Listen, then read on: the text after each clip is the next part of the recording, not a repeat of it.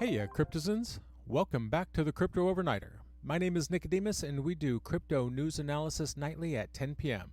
And keep in mind, none of this should be considered financial advice. And it's Sunday, March 12th, 2023. Several banks in the United States have collapsed recently. To support banks and other depository firms, the Federal Reserve has announced funding worth $25 billion. This funding is meant to serve as a backstop in the case of emergencies. The money provided by the Federal Reserve would make sure that eligible banks have enough liquidity. This liquidity would be used to fulfill the requirements of their customers during times of distress. This move by the Federal Reserve aims to prevent a widespread panic among customers and to stabilize the financial system. On March 12th, the Federal Reserve issued a statement regarding the creation of a Bank Term Funding Program. This program will provide loans to banks for up to 1 year. The loans will offer an additional source of liquidity against high-quality securities. This will help prevent banks from having to sell securities quickly during times of stress. The program will help to maintain stability in the financial system and to prevent further bank collapses. On March 8th, Silicon Valley Bank announced a significant sale of assets and stocks. This was an attempt to raise additional capital. However, this caused panic among depositors and triggered a bank run. This event has had a ripple effect on the cryptocurrency space as well. Circle revealed that it had $3.3 billion invested in the bank. This disclosure caused further panic, resulting in USDC losing its peg. The situation highlights the interconnectedness of the financial system and the impact that the failure of one institution can have on the broader economy. Bill Ackman is the CEO at hedge fund management firm Pershing Square Capital Management. Now, he urged the U.S. government to guarantee all deposits held by Silicon Valley Bank within 48 hours. He warned the failure to do so would risk the destruction of many financial institutions. In a tweet on March 11th, Ackman said, "The withdrawal of uninsured deposits from all banks, not just the systemically important ones, would lead to a, quote, giant sucking sound." He stressed that the government must guarantee all of SVB's deposits before they open on Monday to avoid this scenario. Now, according to Ackman, the realization of an uninsured deposit being an uninsured illiquid claim on a failed bank would cause widespread withdrawals. He cautioned that these withdrawals would drain liquidity from the community, regional, and other banks, ultimately leading to their destruction. Ackman emphasized that the U.S. government must safeguard all depositors to prevent this scenario from unfolding. Ackman suggested that the only way to avert this scenario would be for major financial institutions like JP Morgan, Citibank, or Bank of America, for one of them to acquire SVB before Monday. Now, that just doesn't seem realistic. It's his contention that this issue could have been avoided had the U.S. government intervened on Friday to guarantee deposits. Ackman remarked that this would have safeguarded the long-standing bank's franchise value. That's the value that would have been transferred to a new owner in exchange for an equity injection. Ackman asserted that SVB's senior management made a fundamental error and should be fired. He explained that the bank invested short-term deposits in longer-term fixed-rate assets. When those short-term rates increased, that caused the bank run.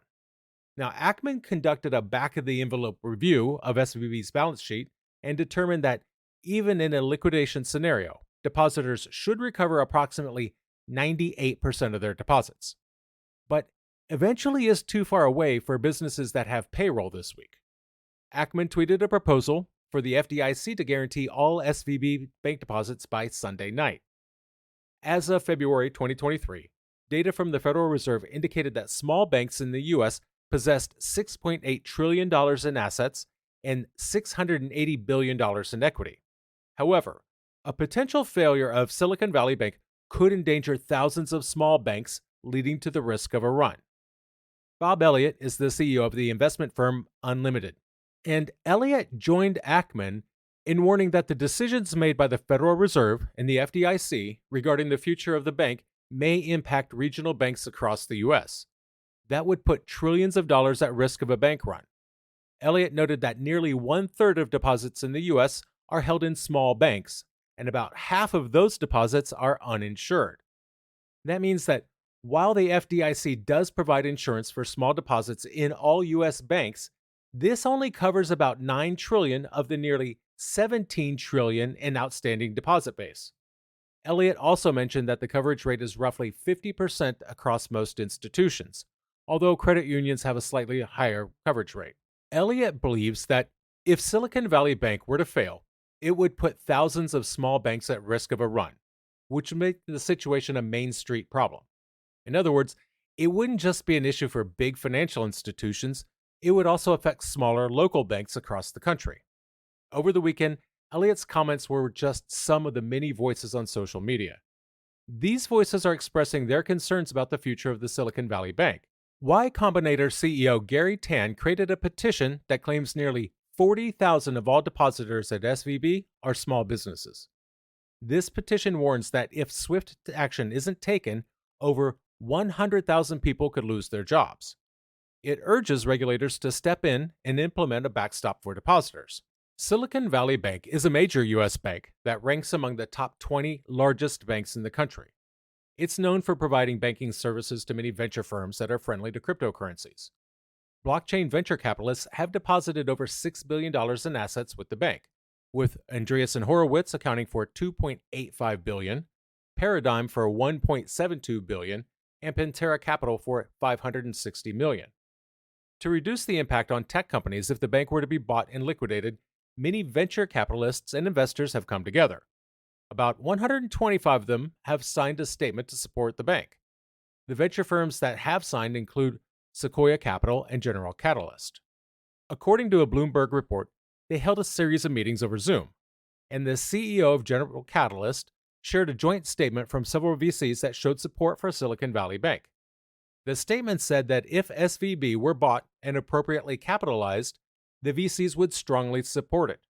They would also encourage their portfolio companies to resume their banking relationships with the bank. Additionally, Y Combinator created a petition. This petition demands that depositors should be fully compensated and regulation should be implemented to prevent the catastrophe from happening again. Tan said that the petition was directed towards regulators such as Janet Yellen and Federal Deposit Insurance Corporation Chairman Martin Gruenberg. As of writing, the petition had around 2,800 signatures from founders and 180 signatures from employees. Meanwhile, the CEO of General Catalyst said that everyone understands they have a role to play in calming the situation. However, Ashnir Grover, a prominent Indian entrepreneur, disagreed with the effort to save the bank. He reminds us that banks cannot be saved simply by passing bureaucratic joint resolutions. Grover took a dig at the mindset of pouring money on a problem in hopes of fixing it. He concluded that saving a bank requires intent and courage.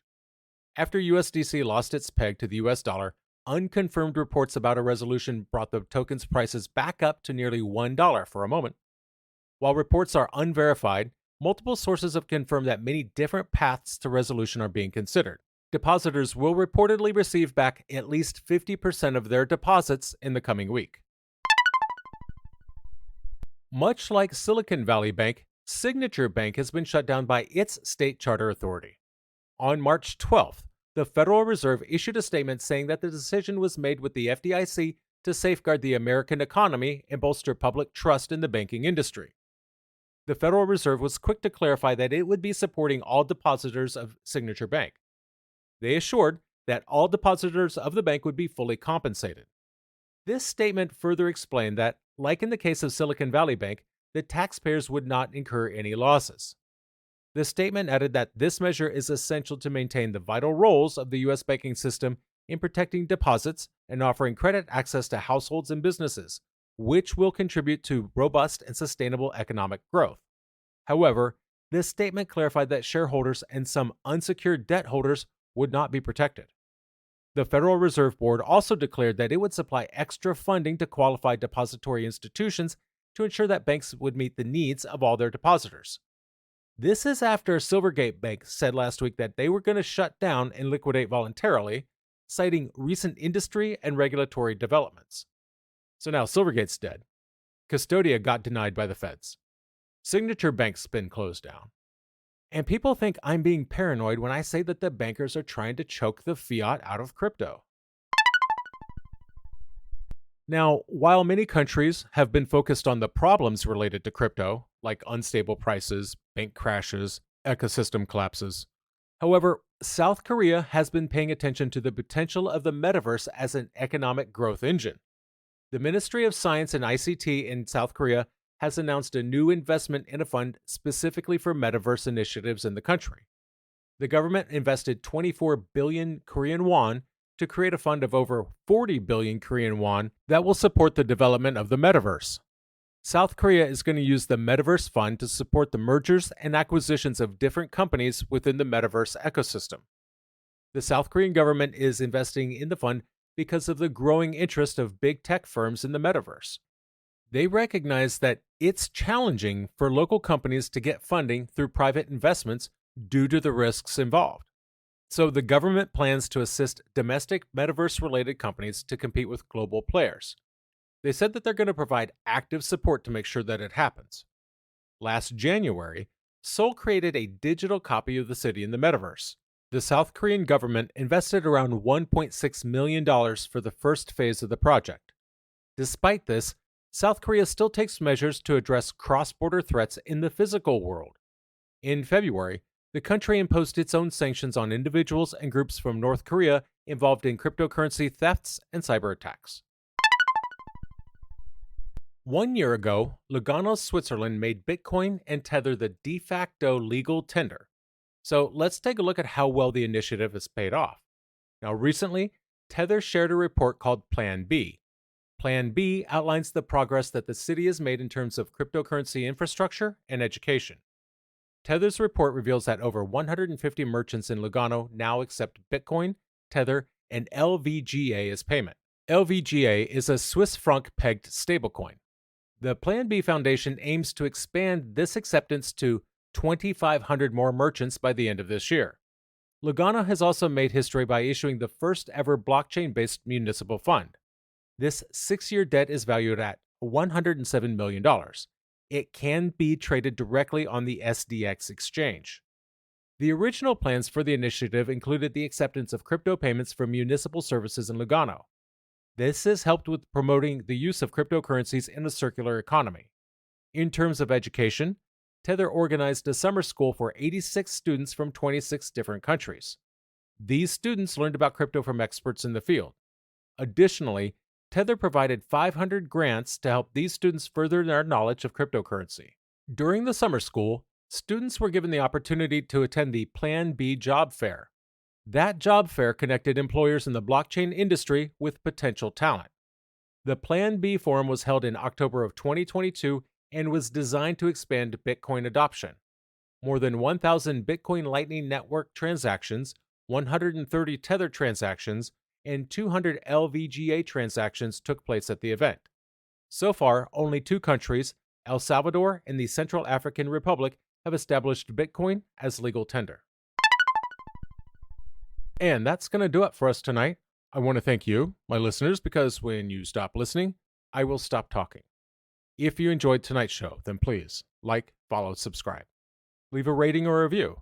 And in the meantime, we'll see you tomorrow night.